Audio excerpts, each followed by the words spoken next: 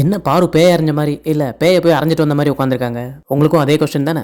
வாங்க உள்ள பல மேட்டர்களை ரிவீல் பண்ணியிருக்காங்க, என்னன்னு பார்க்கலாம். இது சாரி கேட்கறதுக்கு போனா என்னை பார்த்து என்னமோ ஓடி மிரண்டு போறாங்கடா. அந்த அளவுக்கு நான் என்னடா பண்ணேன்? என்ன பாரு கேமராவில் ரெஜிஸ்டரிங்கா? அந்த அளவுக்கு நான் என்னடா பண்ணேன்னு கேட்கறதுக்கு முன்னாடி கொஞ்சம் அங்கே பாரு கண்ணா. நேற்று நான் காலை வச்சு தான் வந்து ஏற்றினேன். சாண்ட்ராவே காலை வச்சு தான் ஏற்றினேன். அந்த அளவுக்கு என்னடா நான் பண்ணேன்னு கேட்டிங்களே, இந்த அளவுக்கு இப்போ என்ன பதில் சொல்கிறீங்க? இவங்களும் தானே பண்ணிட்டு இருந்தாங்க. என்னமோ பூச்சாண்டி மாதிரி. பூச்சாண்டி மாதிரியெல்லாம் இல்லை பாரு, பூச்சாண்டியே தான்.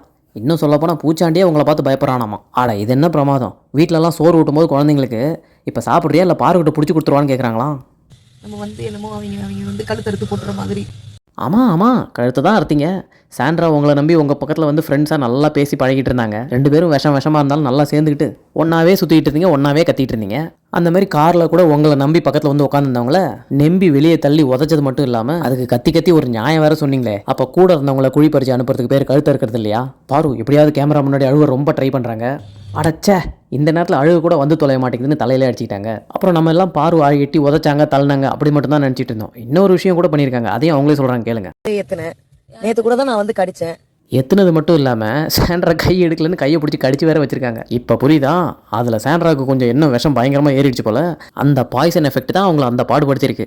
நைட்டும் ஏஞ்சி அலறி கத்திருக்காங்க. நீங்கள் 2 பேரும் ஜோடியாக பண்ண ஒரு விஷயத்தினால அவங்க நைட்டு ஃபுல்லாக அலற வச்சிங்க. நான் சாண்ட்ரா சிங்கிளாக உங்களை எப்படி இப்படி பயந்து உளர வச்சாங்க பார்த்தீங்களா? சரி சரி ஒத்துக்கிறோம், நீங்கள் ஃபுல்லாக காலை வச்சு தான் எத்துனீங்க, உங்கள் ஆளை வச்சு முத்துனீங்க, அந்த விஷ வாயை வச்சு எல்லாரையும் குத்துனீங்க. இப்போ வனிதா மாதிரி சீரியலில் உங்களுக்கு வில்லி கதாபாத்திரம்லாம் ரெடியாக வச்சுருப்பாங்க. அதுக்கு all the worst, all the best. பாரு நல்லா எட்டி உதச்சதுக்கப்புறம் ஃபுல்லாக ஜாலியாக இருந்துவிட்டு காலையில் உட்காந்து ஃபீல் பண்ணுறாங்க, ஏன்னா ஹவுஸ்மேட்ஸே அவங்களுக்கு எதிராக இருக்காங்கன்னு. அப்புறம் விஜேஎஸ் வளைச்சு கேள்வி கேட்பாரு, என்ன பதில் சொல்கிறதுன்னு ஒரு பயம். இதை பற்றி உங்கள் கருத்துக்களை கமெண்ட்டில் சொல்லுங்கள். வீடியோக்கு ஒரு லைக் அண்ட் ஹைப் பண்ணிடுங்க. தேங்க்யூ.